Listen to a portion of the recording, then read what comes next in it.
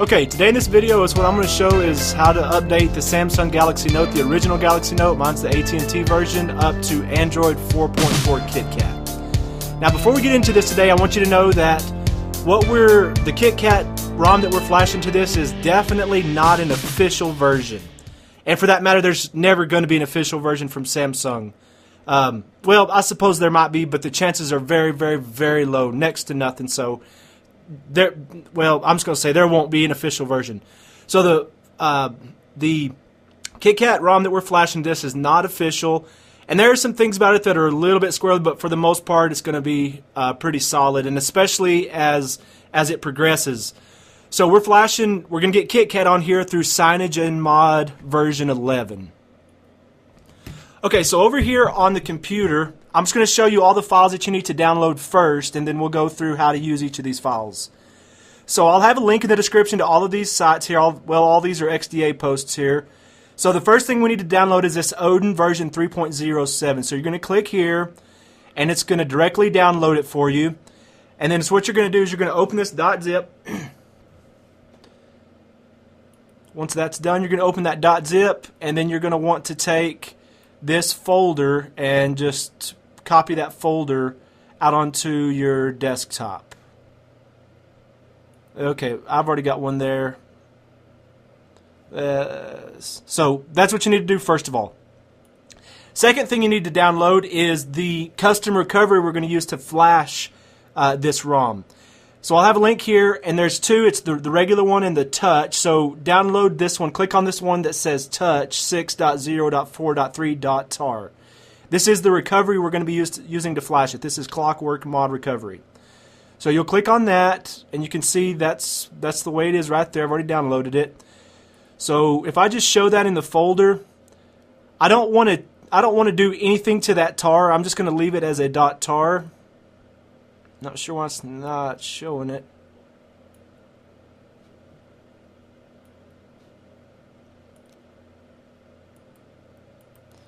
Okay.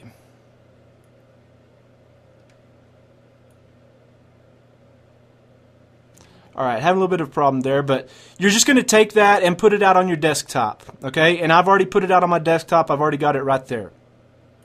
Then the other thing you're going to need is the actual KitKat ROM, and it's from Jamie D81, and like I said, it's his Signage and Mod version 11, and at this point we're at 4.4.2, which KitKat began at 4.4, and they've added 4.4.1, and now we're at this 4.4.2.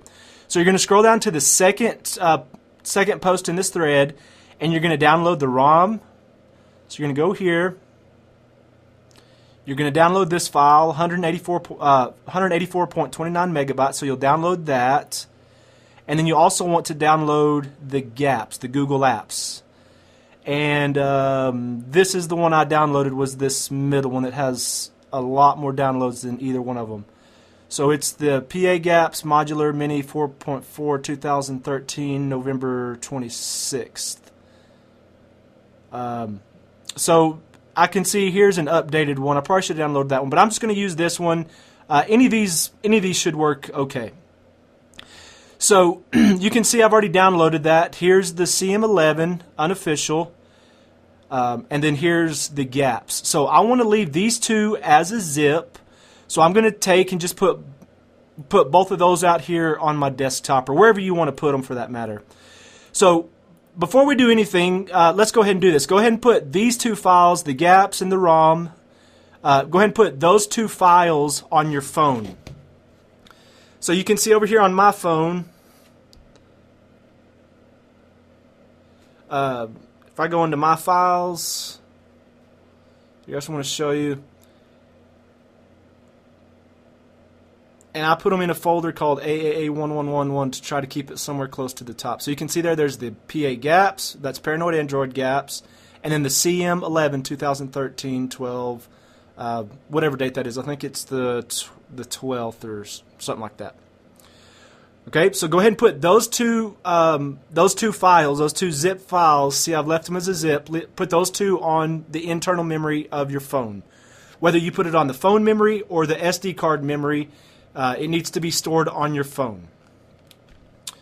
Okay, next thing, whenever you open that Odin 3 file,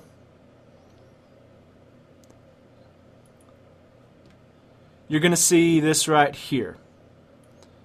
Okay, so you're going to double click on that and tell it yes. Okay, so now with that open, what I want to do is I want to turn my phone off. Okay, so the quickest way for me is to pull the battery, because I mean totally off. We want it totally off. And so what we're going to do here is we're going to boot back up into our download mode. So the way I'm going to do that is I'm going to hold just the volume down. Make sure you don't push the power, because if you push the power, it's going to throw us out of the mode that we want to get into. So with that Odin 3 program open on my computer, I'm going to push and hold the volume down, continue holding that, and as I'm holding that, I'm going to plug in the USB cable here. I'm still holding volume down, and you'll see in just a second it says a custom OS, and that's what we're going to do is flash a custom OS. So I'm going to push volume up, and it brings me into my download mode. Now over here on my computer, you can see that it's reading my phone on this port on COM 18.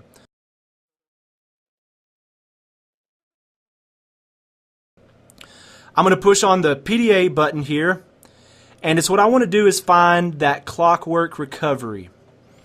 Okay, so let's see here. So it's this recovery Quincy AT&T clockwork touch 6.0.4.3, and we want to open that up into the PDA slot here. Okay, my phone's in download mode. My computer, the Odin 3 program is open.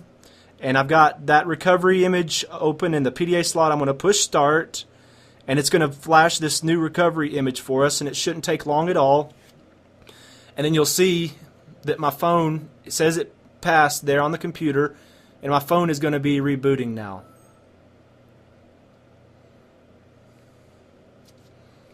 Okay, at this point I'm going to go ahead and unplug it. And I just want to go ahead and turn the phone back off because I want to boot back into my recovery. So I'm just going to pull the battery here real quick. Well,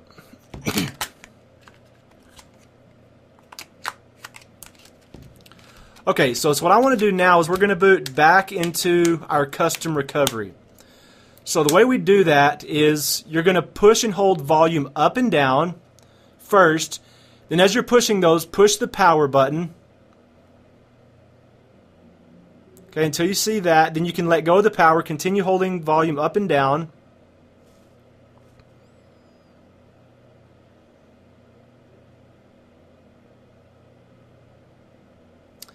Okay, and so you can see here we're back into our clockwork mod recovery. This is our custom recovery, where we can flash new ROMs to it.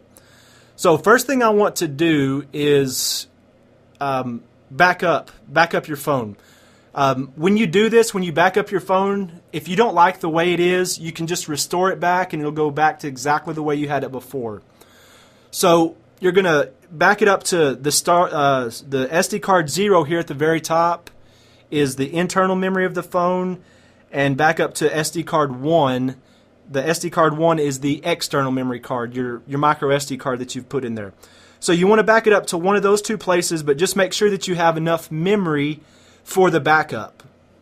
And the the size of your backup is going to depend on several things. What ROM you were on before, what apps you had downloaded, what all you had saved.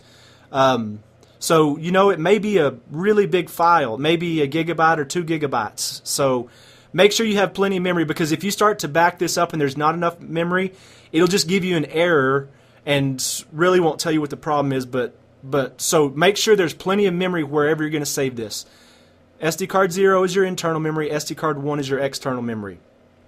I've already done that, and it can be a very time-consuming process, relatively. I didn't time it, but I think it took probably close to 15 minutes for it to completely back up my phone. So don't get impatient with that backing up, but also make sure you do it. Because if you don't do it, then you're going to be sorry later that you can't go back if you don't like this newest ROM. Okay, so after you get that backup done, and again that may take a long time, what we're going to do first is we're going to do wipe data factory reset, and we're going to let it do that for us. Now when it does this, it's not going to wipe like pictures and that type of stuff that you have saved on there. Okay, so I always do this at least twice. I know most people say once you do it once it's done, but I like to do it twice. Most of the time I even do it 3 times. I'm just going to go ahead and do it twice here in this video. Okay, so we've wiped data factory reset twice. Now I'm going to do wipe cache partition twice. That doesn't take long at all. And then I want to go to advanced and wipe Dalvik cache twice.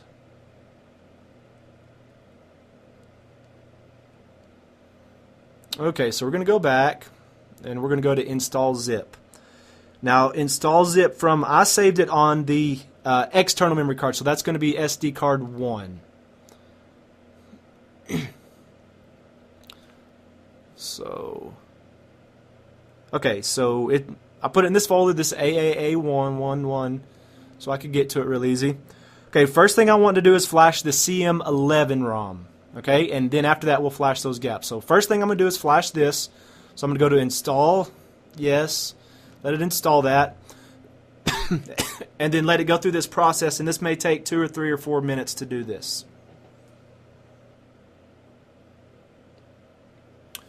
Okay, once it's done that, it flashed the ROM. Now I'm going to go back over here again to the folder, and this time I want to flash those gaps, that PA gaps, those Paranoid Android Google apps.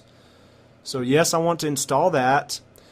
And those gaps, Google apps, is like your Gmail, Play Store, those types of apps. So if you don't install that, you're going to be missing a whole lot of things from Android.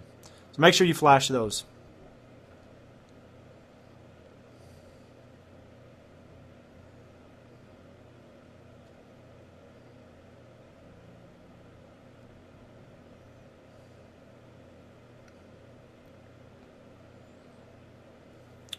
Okay, once it gets done with that, then we're done. We can go back and we can reboot system now, and then we'll let that go through its boot up process. And sometimes this takes a while also. It may take 3 or 4 or 5 or 6, 7 minutes, something like that. It always just depends on the ROM and other things like that. So don't get too worried if it takes a little while here.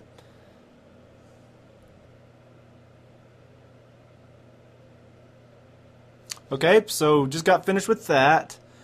I'm just going to push next. I'm not going to set up a CyanogenMod account here. I'm just not going to do all that. Of course, you'll want to sign in with your Google account and all that, but I'm just going to skip through here just so you can see. So you can see how we have the Google Experience Launcher here.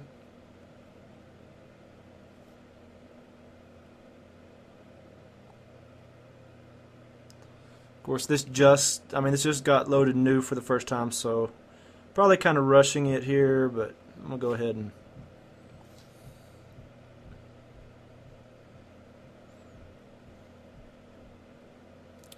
okay, and so I guess by default they have this turned off. Well, when you sign into your Google account, it will, well, when you sign into the Play Store, it'll update that and it'll give you Google Now.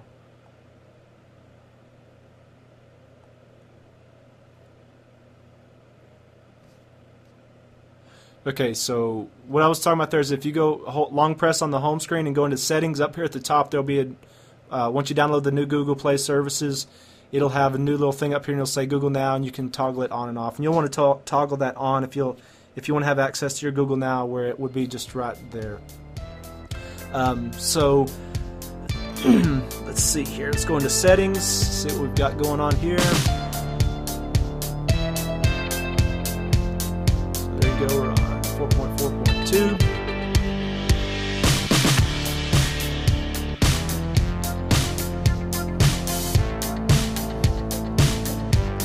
Brings up our Easter eggs, and there you go. And you can have all the fun you want to from there, and look up different stuff about how to use the newest Android version 4.4 KitKat. Thanks for watching today.